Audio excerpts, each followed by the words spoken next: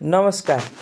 सामाजिक अध्ययन कक्षा 10 मा अध्ययन गर्नुहुने सम्पूर्ण विद्यार्थीहरूलाई अब एसई पनि नजिकै छ, त्यसैलाई मध्यनजर गरेर एउटा सामाजिक अध्ययन कक्षा 10 मा सोध्न सक्ने मोडेल एसई नमुना क्वेशन्स लिएर आएका छौँ।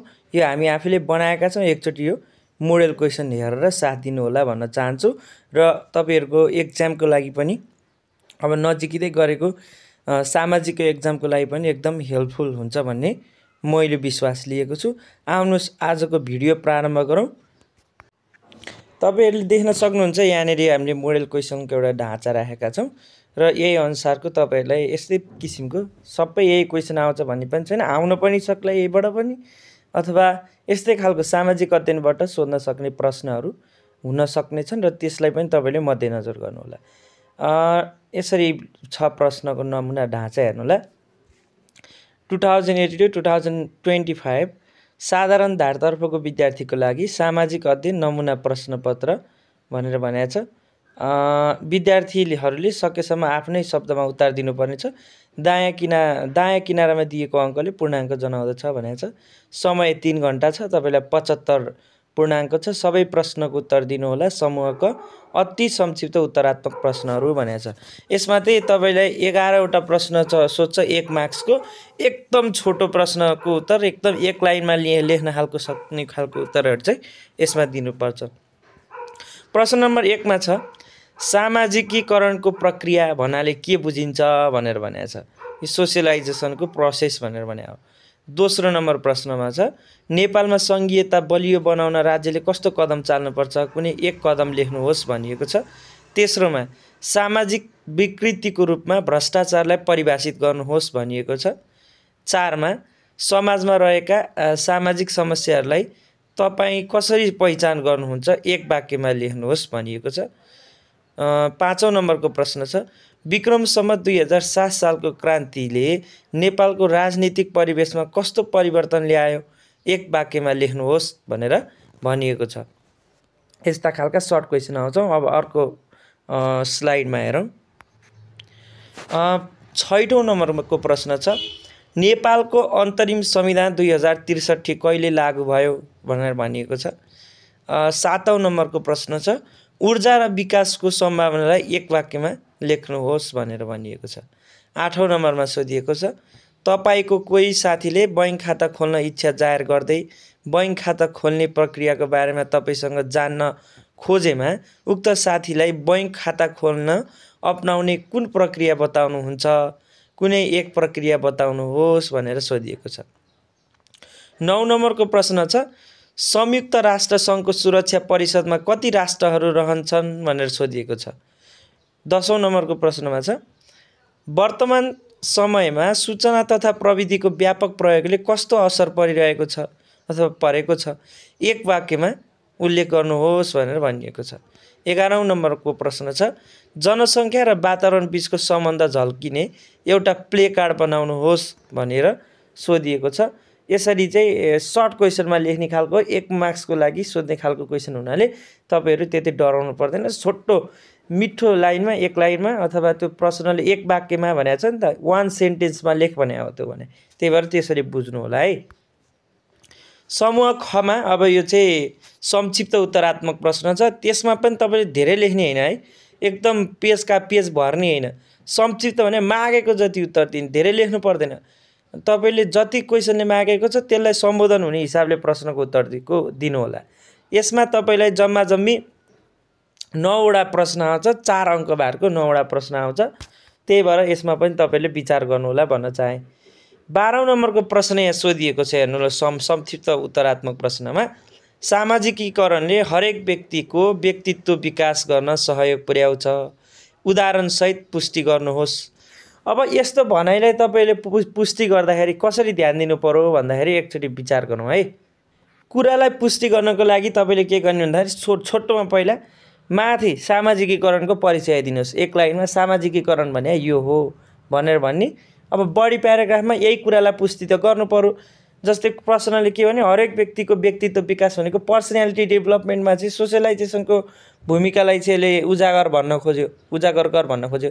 जस्तै हामी समाजमा घुलमिल हुने प्रक्रिया सँगसँगै कसरी हामी चाहिँ आफ्नो पर्सनालिटी अरूलाई हेरेर कसरी आफ्नो पर्सनालिटी डेभलप गर्छौँ, अरूले भनेको कुरालाई आत्मसात गरेर कसरी हाम्रो पर्सनालिटीमा चाहिँ इफेक्ट पार्छ, मोरालिटी, सोसियलको मोरालिटी होइन, सामाजिक मूल्य मान्यता तथा सिद्धान्तहरूले चाहिँ हामीलाई कसरी डाइरेक्ट र इन्डाइरेक्ट असर पारिरहेको हुन्छ। त्यसले गर्दाखेरि हामीले चाहिँ जस्तै नमस्कार गर्ने एउटा कल्चर होइन। अनि त्यसपछि तपाईँको चाहिँ के भन्न सकिन्छ भन्दाखेरि हामीले परिवारसँग घुलमिल गर्दाखेरि अथवा आफ्नो नातेदारसँग चाहिँ त्यो एउटा रेस्पेक्ट गर्ने कल्चरहरू यसरी चाहिँ डेभलप हुन्छ क्या। सुसंस्कारमा हुर्क्यो भने त्यस्तै खालको कल्चर देखा पर्छ, कुनै व्यक्ति कुसंस्कारमा हुर्क्यो भने त्यस्तै खालको त्यस्तै परिवेश रहेछ भने त्यही खालको चाहिँ पर्सनालिटी उसको हुन्छ भन्ने खालको चाहिँ परिवेश र उदाहरणलाई पुष्टि गर्न सक्नुहुन्छ है। 13औं नम्बरको प्रश्न छ दिगो विकासलाई परिभाषित गर्दै यसका उद्देश्यहरू लेख्नुहोस् भनिएको छ।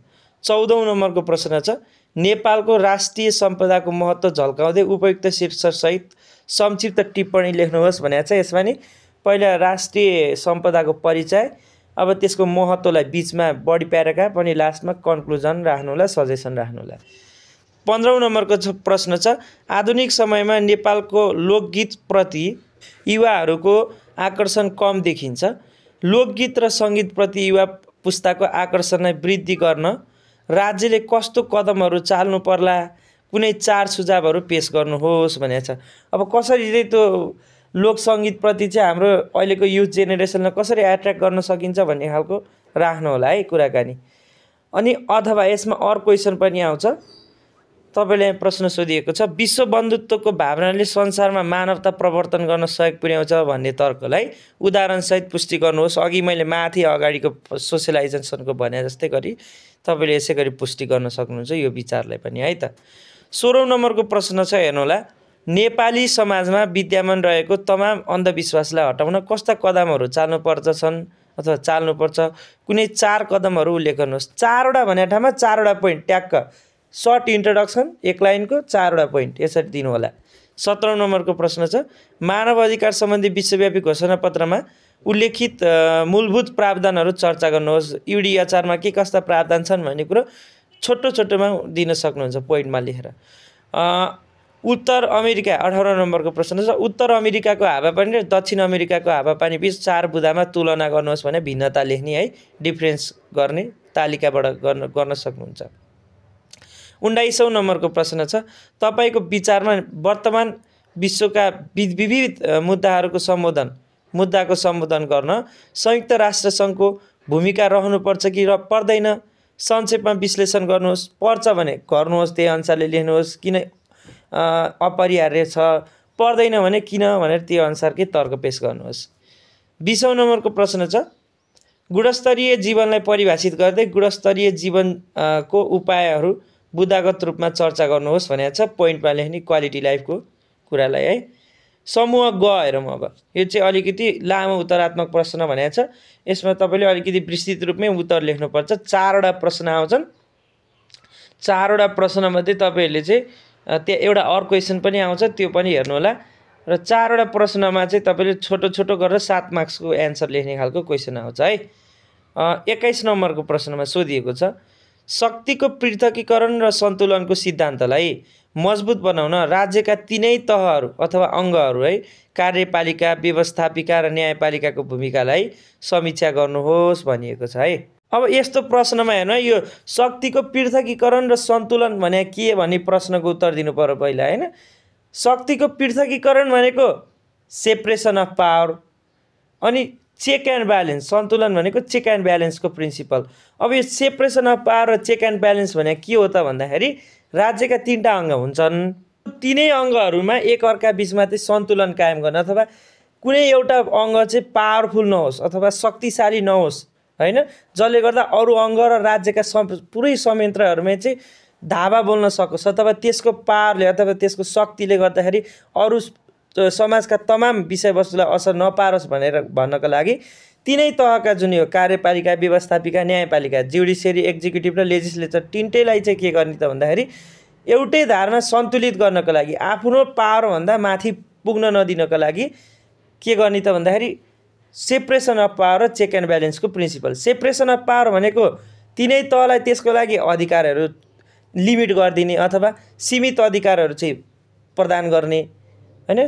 जस्तै कार्यपालिकाको काम कानुन कार्यान्वयन, अनि व्यवस्थापिकाको काम कानुन निर्माण, अनि त्यसपछि तपाईँको न्यायपालिकाको काम कानुनको व्याख्या भनेर यसरी लिमिट गर्दा छ नि तीनटाको पावर हो। त्यो तीनटाको पावरभन्दा लिमिट भएको पावरभन्दा माथि नजाओस् भन्नको लागि त्यो पावर तोकिएको मापदण्डभन्दा उच्च भएर एकदम पावरफुल नहोस् भनेर तीनटै तह बिचको चाहिँ चेक एन्ड ब्यालेन्सको गर्नको लागि प्रिन्सिपल एडप्ट गरिएको छ।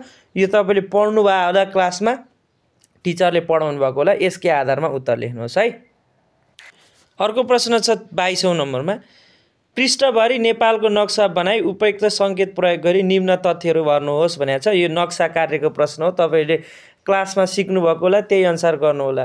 अथवा प्रश्न छ अर्को, अफ्रिका महादेशको अथवा अफ्रिकाको नक्सा बनाई निम्न तथ्यहरू भर्नुहोस् भनेको छ।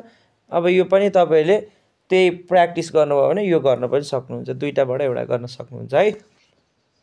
22औं नम्बरको प्रश्न छ, हेर्नु होला, द्वितीय विश्वयुद्धको सुरुवातको कारणहरू उल्लेख गर्नुहोस्। द्वितीय विश्वयुद्धको समाप्ति पश्चात शीत युद्धको प्रारम्भ हुनुको प्रमुख कारण के थियो लेख्नुहोस् भनेको छ।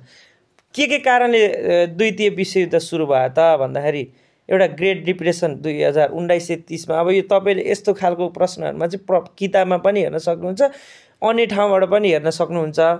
अब पहिलो भनेको एउटा भर्साइलिज ट्रिटी अथवा त्यो भर्सेली सन्धि भन्ने छ। त्यसमा चाहिँ जर्मनीलाई चाहिँ प्रथम विश्वयुद्धपछि के गरिदियो भन्दाखेरि सम्पूर्ण टेरिटोरी छ नि त्यसको लिमिट गराइदियो, सैन्य पावर सैन्य शक्तिलाई पनि लिमिट गराएको छ त्यो ट्रिटीले। अनि सबै $33 बिलियन लगभग त्यति खालको चाहिँ के गरिदियो भन्दाखेरि चाहिँ $33 बिलियन चाहिँ तपाईँको चाहिँ त्यो लसको लागि त्यो समग्र लसको लागि जिम्मेवार ठहराएर त्यो चाहिँ रिपेरेसन गर्दै अथवा परिपूरण गर्दै भनेर अरू राष्ट्र फ्रान्स लगायतका देशहरूलाई पोल्यान्डहरूलाई हैन गर्न लाग्यो। त्यही कारण एउटा हिटलर लगायतका अधिनायकवादहरू पनि सुरुवात भए। यसकै कारणले यसको सुरुवाती पृष्ठभूमि तयार भयो भन्ने कुराहरू राख्नु होला। अनि हिटलर मुसोलिनीको हैन कुराकानीहरूलाई पनि चर्चा गर्नु होला अलिअलि सक्नुहुन्छ भने। त्यस्ता विषयवस्तु लगायतका तपाईँको पाठ्य पुस्तकमा भएका अन्य चिजवस्तुहरूलाई पनि राख्नु होला। तत्कालीन कारण के थियो, पोल्यान्डको आक्रमणको तत्कालीन कारणहरूलाई पनि चर्चा गर्न सक्नुहुन्छ है। अब शीत युद्ध भनेको कोल्ड वार, यो युएसए र युएसएसआर भनेको छ। यो संयुक्त राज्य अमेरिका र सोभियत सङ्घ बिचमा भएको यो डाइरेक्ट वेपनको वार होइन अथवा हतियारको युद्ध नभइकन तपाईँको चाहिँ के भएको छ भन्दाखेरि हतियार उठाएर युद्ध नभइकन दुईटा यो चाहिँ तर्क अथवा आइडियोलोजीमा अथवा विचारधारा बिचमा चाहिँ द्वन्द्व भएको छ। एउटा अमेरिका चाहन्छ तपाईँको यो के अरे विश्वमा चाहिँ पुँजीवादी अर्थतन्त्र व्यवस्थालाई चाहिँ के अरे अगाडि बढाउँ भन्ने कुरा क्यापिटलिस्ट नोसन चाहन्थ्यो भने यता सोभियत सङ्घ चाहिँ तपाईँको के चाहन्थ्यो आइडियोलोजीगत रूपमा भन्दाखेरि समाजवाद अथवा साम्यवादको रूपमा कम्युनिजम चाहिँ विश्वमा फैलाउनु पर्छ भन्ने दुईटा विचारधारा बिचको द्वन्द्व भयो। त्यसरी नै शीत युद्ध अथवा कोल्ड वारको पर्सपेक्टिभ सुरु भएको हो भनेर उत्तर लेख्न सक्नुहुन्छ है। त्यसकै इमिडिएट आफ्टर यो फर्स्ट वर्ल्ड वार के अरे सेकेन्ड वर्ल्ड वारकै सेटलमेन्ट पछि यो भएको छ भन्ने कुराले तपाईँले लेख्न सक्नुहुन्छ। 24औं नम्बरको प्रश्न छ, नेपालमा पर्यटन प्रवर्धन गर्ने उपायहरूको विषयमा छलफल गर्दै साथीहरू बिचमा भएको एक संवादको नमुना तयार पार्नुहोस् भनेको छ। डायलग क्रिएट गर्ने हैन, माथि अलिकति छोटो पृष्ठभूमि दिएर तपाईँले गर्न सक्नुहुन्छ होला भन्ने लाग्छ मलाई। अब आजको लागि यति नै हाम्रो भिडियो प्रस्तुतिमा। अब एसई पनि आउन लागिसकेको छ, एकदम तपाईँहरू तयारी गर्नु होला। सम्भवतः अब यो चैतकै पहिलो साताबाट सुरु हुन्छ भन्दै अब हाम्रो युट्युब च्यानललाई लाइक सब्सक्राइब गरी हौसला प्रदान गर्दै अन्य भिडियोको लागि पनि तपाईँहरूले हाम्रो युट्युब च्यानललाई सपोर्ट गर्नुहोस्, कमेन्ट गर्नुहोस्, चाहिएको कुराहरू माग गरेको कुरा त्यही अनुसार सम्बोधन गर्नेछौँ भन्दै आजको लागि बिदा माग्न चाहन्छु। हस्त, धन्यवाद। जय नेपाल।